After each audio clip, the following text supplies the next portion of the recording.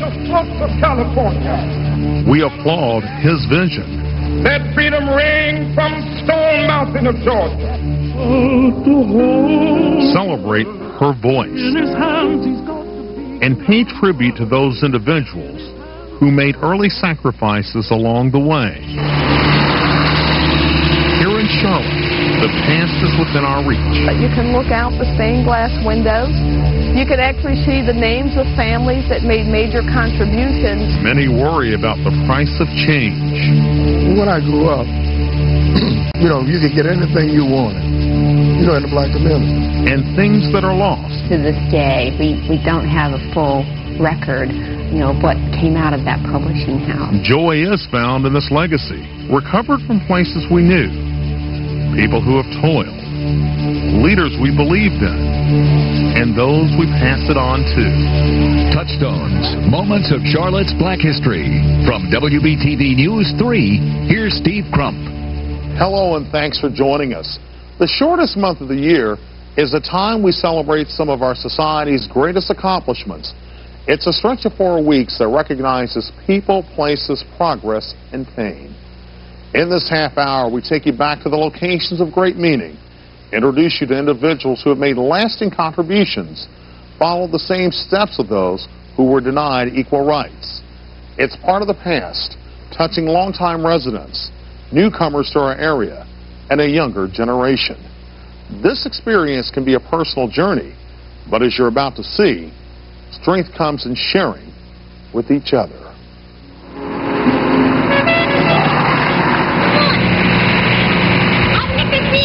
Every Saturday morning during February. Good morning, ladies. How are you? Good. Uptown 7th Street Station draws the curious and those thirsty for slices of this community's past. Queen City Tours offers a 3-hour trip through places and spaces of a different time. They're in total amazement, part shock, euphoria. It's sort of a coming out or increasing your knowledge and wisdom of African American history here in Charlotte. Some good, some bad, some surprising. Rolling down the streets of uptown Charlotte becomes more than a historic experience. It is also a quest. This ride isn't just a journey of sights, but for many, a search of self. Lost memories and newfound discoveries appear in places of significance as home of the Carolina Panthers. Decades before professional football was ever played on the soil, some of the space in 3rd Ward was taken up by a life-saving institution. This is Hill Street.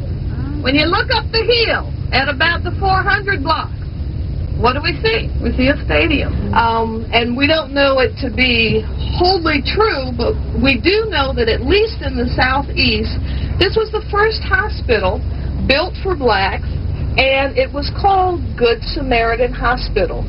That was the only hospital that we had, growing up, during the time of segregation, and it was the only black hospital, in Charlotte. As I understand, it was one of the oldest black hospitals that was in the country. It was just everything to all black people. That's where our babies were born, and that's where we were born and died. We lived, born, and died right in that hospital. Good Sam, as it was called, got its start from the Episcopal Church in Charlotte during the 1880s. Some have written that it's one of the earliest private hospitals built exclusively for blacks in the South. One of the first doctors to practice the Good Samaritan was J.T. Williams, who had become the Consul General to Sierra Leone and West Africa. By 1903, a nursing school would open, producing several generations of healthcare workers. After graduation, many stayed. We learned to get along, love each other, and that's what you couldn't do without each other. We depended on each other. If one had a problem, everybody had the problem. So we worked to solve it. The address, 411 West Hill Street, was tightly woven into Charlotte's social fabric. This was a powerful institution in the memory of African American people. I mean, if you go back to you know, people who were born before the 1960s.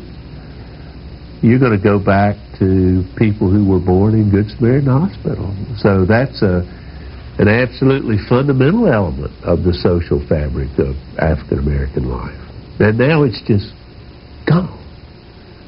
I mean, there's no vestige of it. It's just gone.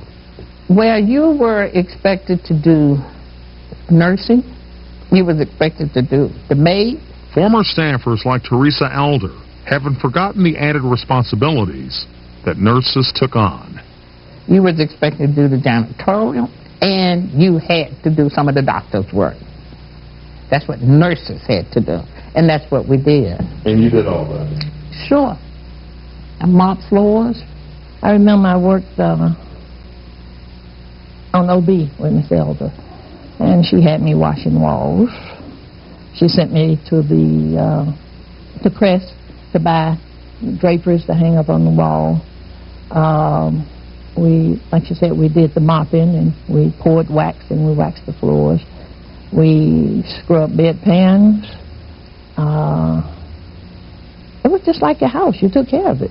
The city of Charlotte took over Good Sam in 1961. But 21 years later, in 1982, the hospital closed. It withered on the vine as a nursing home until change came again. I remember going down to Good Samaritan Hospital before it was destroyed, and it was essentially destroyed by the building of Erickson Stadium.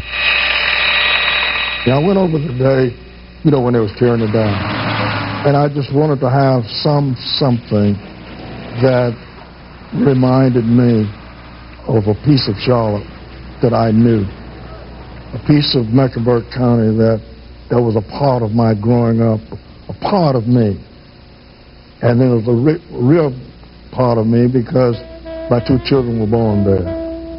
And it just made me feel, the brick just made me feel like I was holding on to something, though it was gone, but yet it was not. Because as long as we had the brick, there was still Good Samaritan. And it's a wonderful sense of pride, too, in the fact that what our forefathers went through, how they helped build this country, and I think that it helps the healing process as well. Healing that will continue long after the bus ride is over. Thank you. 1, 2, 3, say Delta. Delta! Members of a Delta Sigma Theta sorority graduate chapter mentoring group filled many of the seats during this tour. Some who arrived as skeptics are now believers. Remember Brenda Carroll, who had doubts at the beginning? I learned that Charlotte is really rich in history. It is history shared with the next generation. Young individuals who are already holding on to new lessons and the community's old memories. I'm going to remember that life has changed and that I need to be thankful for what I have. From uptown Charlotte to beyond the city limits, the contributions of these people and places still influence our community. Holding on to what they gave us shapes how we live. Nuggets of history right in our own backyard. Because of time, there were institutions and individuals we failed to mention. But there are places we want to share with you that also celebrate their efforts. You can find the African American album at the Charlotte Mecklenburg Public Library in both books and CD-ROM format. Check out the Mecklenburg County Historic Landmarks Commission website.